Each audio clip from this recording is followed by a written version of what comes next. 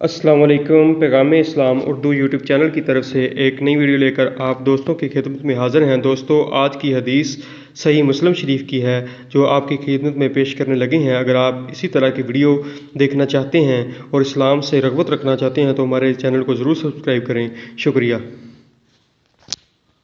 بن سعید نے حضرت عبداللہ بن انیس رضی اللہ تعالیٰ عنہ سے روایت کی کہ رسول اللہ صلی اللہ علیہ وسلم نے فرمایا، مجھے شب قدر دکھائی گئی، پھر مجھے بھلا دی گئی۔ اس کی صبح میں اپنے آپ کو دیکھتا ہوں کہ پانی اور مٹی میں سجدہ کر رہا ہوں۔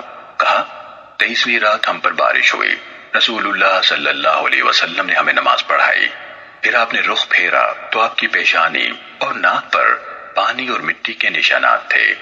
کہا اور عبداللہ بن انیس رضی اللہ تعالیٰ عنہ کہا کرتے تھے، لیلۃ القدر 23ویں ہے۔ صحیح مسلم حدیث نمبر 2775۔